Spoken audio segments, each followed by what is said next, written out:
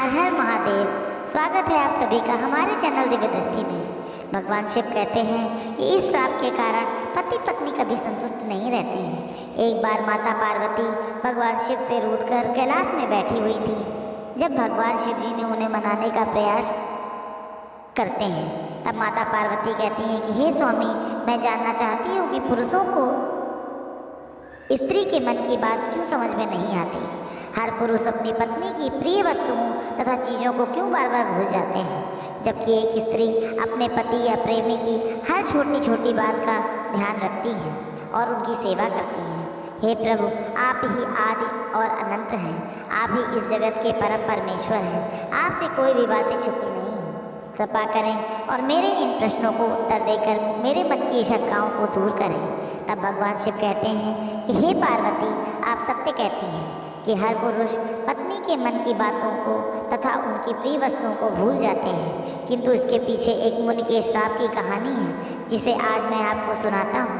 हे देवी पार्वती, जो भी पति पत्नी इस कहानी को सुनते हैं वो हमेशा एक दूसरे के प्रति प्रेम में वृद्धि करते हैं और हमेशा खुशीपूर्वक जीवन व्यतीत करते हैं। आपने अक्सर देखा होगा कि कुछ जोड़ियाँ पति पत्नी कम दोस्ती ज़्यादा निभाते हैं, वहीं किसी के जीवन में हमेशा क्लेश रहता है। इसके पीछे के कारण उनका मानसिक शारीरिक जुड़ाव होता है। तो चलिए आज की कहानी को शुरू करते हैं, जिससे आप लोग ध्यानपूर्वक सुने ताकि पता चले कि स्त्री पुरुष के बीच प्रेम संबंध को कैसे बढ़ाएं। भगवान शिव कहते हैं कि देवी पार्वती, पूर्व काल की बात है जब त्रेता युग आरंभ हुआ था। महाभारत के गुरु वंश के राजा दुष्यंत राज करते थे। वहीं दूसरी तरफ राजा दशरथ के पुत्र राम का भी जन्म हुआ था। ये दोनों घटनाएं एक ही समय की हैं, जिसका वर्णन रामायण और महाभारत में मिलता है। भगवान शिव कहते हैं कि हे देवी पार्वती, एक दिन की बात है जब हस्तिनापुर नरेश राजा दुष्यंत शिकार के लिए वन में गए थे।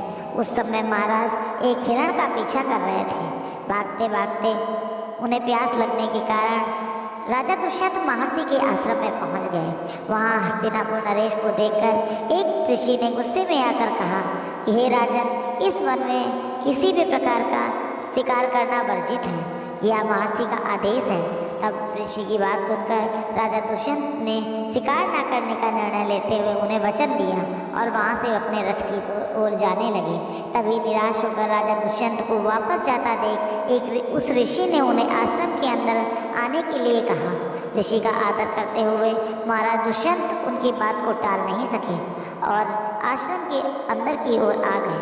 फिर जब उन्हें पता चला कि वह महर्षि कंडव का आश्रम है, तब उन्होंने भीतर प्रवेश करते हुए मुनीश्वर को आवाज़ लगाई। तभी उनके समक्ष एक अति सुंदर और मन को मोहने वाली स्त्री आ गई, जिसका नाम रोहिणी था, जिसे देखकर महाराजा दुष्यंत उस युवती पर मोहक हो गए और प्रत्येक अतिथि की तरह महाराजा दुष्यंत का भी आदर करते हुए उस युवती ने उनका यथोचित से स्वागत किया और महर्षि को अनुपस्थिति के बारे में बताते हुए कहा, हे राजन, महर्षि तो तीर्थ यात्रा पर गए हैं, किंतु आपका यहाँ स्वागत है। फिर भगवान शिव कहते हैं, हे देवी पार्वती, रोहिणी ने महाराज दुष्यंत को पूरी निष्ठा और सेवा भाव से सत्कार किया। रोहिणी की सेवा भाव से प्रसन्न होकर महाराज दुष्यंत ने उनसे पूछ ही लिया, आप हे देवी, आप कौन हैं? तब वह कन्या बोली, महाराज, मेरा नाम रोहिणी है, मैं महर्षि कन्यु की पुत्री हूँ। रोहिणी की बात सुनकर महाराजा दुष्यंत आश्चर्यचकित होकर एकदम से बोल पड़े कि हे देवी, महर्षि तो आजीवन ब्रह्मचारी हैं, फिर आप उनकी पुत्री कैसे हुई? महाराजा दुष्यंत की दुविधा को देखकर रोहिणी ने उन्हें अपने अभागी जीवन गाथा को और स्वयं के माता पिता की सत्यता से अवगत कराते हुए कहा, हे राजन, वास्तव में राजर्षि विश्वामित्र और अपस्वर्ग की अप्सरा मेनका की पुत्री हूँ। मेरे जन्म की विचित्र कहानी है। जब ऋषि विश्वामित्र घोर तपस्या कर रहे थे, तब देवराज इंद्र ने उनकी तपस्या को भंग करने के लिए अप्सरा मेनका को धरती लोक पर भेज दिया था। तभी ऋषि ने उनके प्रेम संबंध स्थापित हुए, जिस कारण मेरा जन्म हुआ, किंतु ना ही मेरी माता ने मुझे पाला और ना ही मेरे पिता ने मुझे पाला। मेरी माता को भय था कि कहीं मुनि विश्वामित्र उन्हें श्राप देकर भस्म न कर दें, इसीलिए उन्होंने मेरा परित्याग कर दिया और मुझे वन में अकेला छोड़कर चली गई। स्वर्ग में। तभी ऋषिगण उसी मार्ग से गुजर रहे थे। उन्होंने मुझे गोद ले लिया।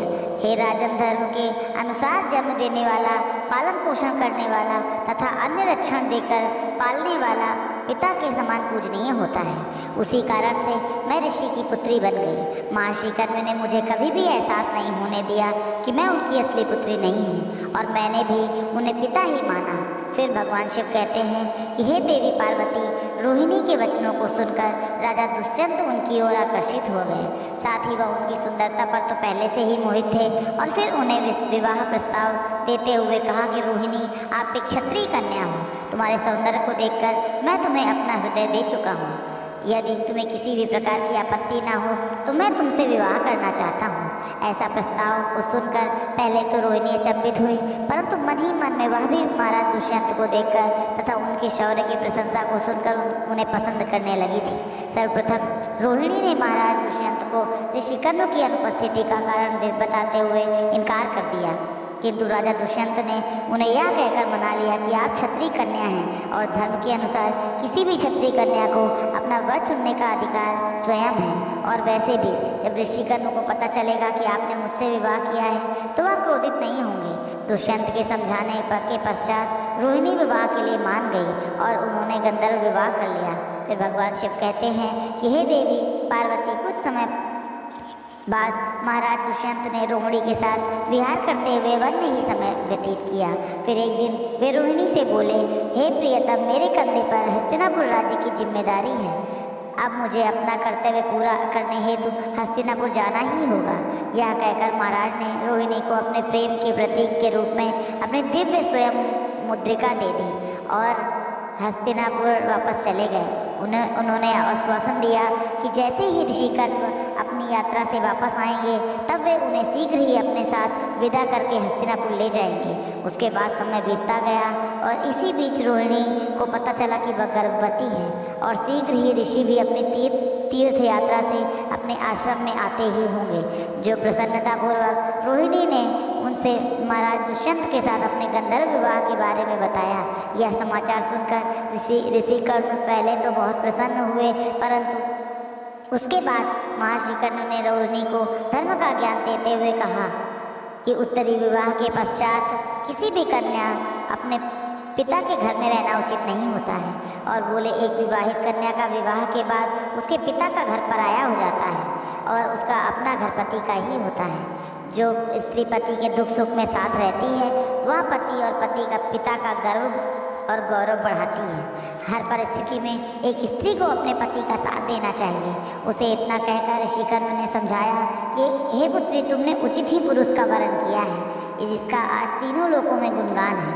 फिर महर्षि कर्ण ने खुशी खुशी अपनी पुत्री रोहिणी की विदाई करते हुए उन्हें अपने 4 शिष्यों और एक दासी के साथ हस्तिनापुर के लिए रवाना कर दिया। आश्रम में हस्तिनापुर के लिए आगे बढ़ते हुए मार्ग में शिष्य ने कहा कि रोहिणी सरोवर के पास रुककर विश्राम कर लें।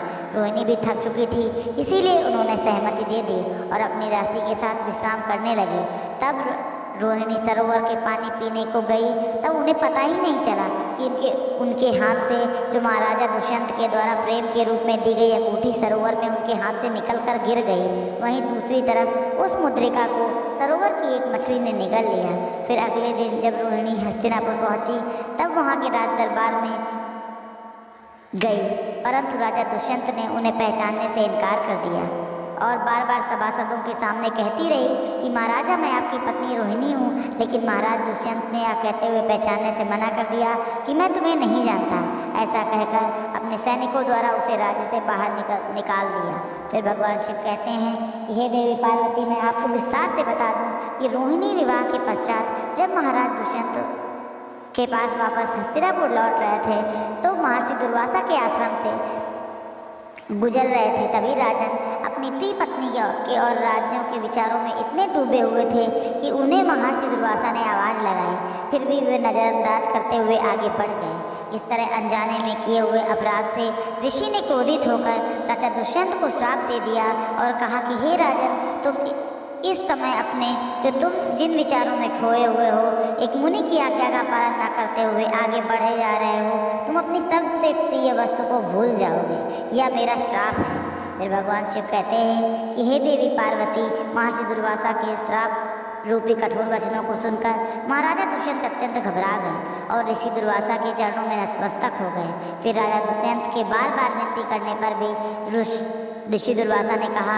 कि हे राजन, मैं अपना श्राप वापस तो नहीं ले सकता, लेकिन जब तुम कोई सूचक चिन्ह देखोगे तो तुम उसे पहचान जाओगे, अर्थात तुम्हारी यादें और शक्तियाँ वापस आ जाएंगी। भगवान शिव कहते हैं कि देवी पार्वती, उधर हस्तिनापुर में महाराजा दुष्यंत रोहिणी के साथ हुए अन्याय को भूलकर अपना राजपाट संभालने में व्यस्त थे। परंतु एक दिन जिस मछली ने पानी पीते समय रोहिणी की अंगूठी को निकला था, वह एक मछुआरे के जाल में फंस गई। जब मछुआरे ने उसे काटा तो उसे एक चमचमाती हुई सोने की अंगूठी मिली।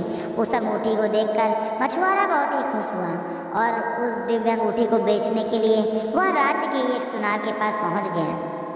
होनी को तो कुछ और ही मंजूर था। जब सुनार ने जैसे ही इस मुद्रिका को देखा तो उसका ध्यान अंगूठी पर लिखे महाराज दुष्यंत के नाम पर पड़ा। यह अंगूठी महाराज स्वयं ने हजारों स्वर्ण मुद्राएं देकर बनवाई थी, जिसकी कीमत कहीं ज़्यादा थी। और सुनार तुरंत उस मछुआरे को लेकर कोतवाल के हवाले कर दिया। फिर कोतवाल उस अंगूठी और मछुआरे को लेकर महाराजा दुष्यंत के समक्ष प्रस्तुत हुआ। पहले तो महाराजा दुष्यंत उस अंगूठी को नहीं पहचान पा रहे थे, परंतु उस मुद्रिका को हाथ में लेते ही राजा दुष्यंत को रोहिणी से जुड़ी हुई सारी बातें याद आ गईं और उन्होंने मछुआरे से पूछा, तुम्हें यह अंगूठी कहाँ पर मिली? उन्होंने बताया कि मुझे महाराजा ये अंगूठी महर्षि कश्यप के आश्रम के पास स्थित तालाब की मछली से मिली। तब महाराजा ने उसे मुक्त करने का आदेश दे दिया और कहा, तुम्हें हमारी पत्नी को ढूंढने में मदद करनी होगी। फिर भगवान शिव कहते हैं कि हे देवी पार्वती, रोहिणी को कई सालों तक ढूंढने का कार्य शुरू था, किंतु रोहिणी ने अपने पिता के घर वापस ना जाकर महर्षि कश्यप के आश्रम में गुप्त रहने का निश्चय किया। महर्षि कश्यप को दिव्य दृष्टि से सारी बातों का अनुमान था, इसीलिए उन्होंने रोहिणी को अपने आश्रम में ही आश्रय दे दिया। वहीं दूसरी तरफ देवताओं और दैत्यों में भीषण युद्ध शुरू हुआ था, जिसे हम देवासुर संग्राम के नाम से जानते हैं। जब देवराज इंद्र ने महाराजा दुष्यंत को देवताओं की ओर से लड़ने का आमंत्रण दिया, तब वे तुरंत अपने सारे दिव्य अस्त्र शस्त्र लेकर युद्ध में भाग लेने के लिए चल दिए। जब इंद्र सहित देवता ने भी महर्षि दधीचि के पास उनकी हड्डियों से अन्य सारे अस्त्र प्राप्त किए। महाराजा दुष्यंत, इंद्र और जामवंत जी ने भीषण युद्ध कर सभी असुरों का वध किया और फिर से स्वर्ग में धर्म की स्थापना की। और फिर देवता के द्वारा सम्मान देकर राजा दुष्यंत को एक विमान भेंट करके पृथ्वी लोक पर वापस अपने राज्य की ओर जाने की आज्ञा दे दी। फिर भगवान शिव कहते हैं कि देवी पार्वती, जब राजन अपने विमान में बैठकर वापस हस्तिनापुर लौट रहे थे, उसी समय महर्षि कश्यप के आश्रम के पास एक छोटा बालक 4 शेरों के बीच अकेला खेल रहा था, जिसे देखकर राजा अत्यंत आश्चर्यचकित हुआ। उस बालक को देखकर महाराज के हृदय में प्रेम की भावना उमड़ पड़ी और वे वहां पहुंच गए और बालक को गोद में उठाने के लिए आगे बढ़े तो रोहिणी की सखियां पीछे से चिल्ला उठी, बोली, हे भद्र पुरुष, आप क्या कर रहे हैं? आप इस बालक को ना छुएं, अन्यथा आप जलकर भस्म हो जाएंगे। यह बालक महर्षि कश्यप के विशेष आशीर्वाद के कारण इसमें दिव्य शक्तियां हैं और आपकी इसी में भलाई है कि आप इस बालक से दूर रहें, यही आपके लिए उचित है। फिर भगवान शिव कहते हैं, हे देवी पार्वती, क्योंकि बालक की भुजा में एक अत्यंत जहरीला सर्प डोर बंधा हुआ था और जो भी बालक उसे को छूता था उसी सांप के विष के कारण वह जलकर मर जाता था। फिर भी यह बातें सुनकर दुष्यंत स्वयं को रोक ना सके और उन्होंने बालक को अपनी गोद में उठा लिया। उसी समय सभी सखियां आश्चर्य से देख रही थीं कि भरत की भुजा में बंधी हुई सर्प डोर पृथ्वी पर गिर गई। सभी को यह ज्ञात था कि बालक को जब उसके पिता अपनी गोद में लेंगे तब वह काला डोरा पृथ्वी पर गिर जाएगा। उसी समय सखियां प्रसन्न होकर भागते हुए रोहिणी के पास गईं और सारा वृत्तांत रोहिणी को सुनाया। सुनकर रोहिणी भी दौड़ते हुए महाराज दुष्यंत के पास आई। जब रोहिणी को देखते ही महाराज दुष्यंत ने उन्हें पहचान लिया। तत्पश्चात रोहिणी से अपने के लिए उन्होंने क्षमा प्रार्थना की और कश्यप ऋषि की आज्ञा को लेकर रोहिणी और अपने पुत्र को लेकर अपने हस्तिनापुर लौट आए और रोहिणी को सारी प्रजा के सामने अपनी रानी के रूप में स्वीकार किया। महाराजा दुष्यंत और रोहिणी की इस तेजस्वी पुत्र का नाम भरत था। बड़े होकर भरत महान प्रतापी सम्राट बने और उन्हीं के नाम पर हमारे देश का नाम भारतवर्ष रखा गया। भगवान शिव कहते हैं, हे पार्वती, अब मैं आपके प्रश्नों के उत्तर देता हूँ। अब आप जानना चाहती हैं कि कोई पति पत्नी अपनी प्रिय चीज़ों के बारे में भूल कैसे जाता है, जैसे कि पत्नी का जन्मदिन, विवाह की तिथि, पत्नी की सभी महत्वपूर्ण बातों को भूलने का श्राप पुरुषों को मिल चुका है। इसीलिए हे देवी, अगर पति से कभी भी अनजाने में भूल होती है तो उसे माफ़ कर पत्नी को साझा करना चाहिए, क्योंकि स्वयं परम पिता ब्रह्मा जी ने स्त्री को पुरुषों के मुकाबले कई गुना अधिक सहन शक्ति दी है, जिसके चलते स्त्रियां पुरुषों के मुकाबले कई गुना अधिक समझदार और भावुक होती हैं। इसी श्राप का असर आज भी कलयुग में दिखाई पड़ता है।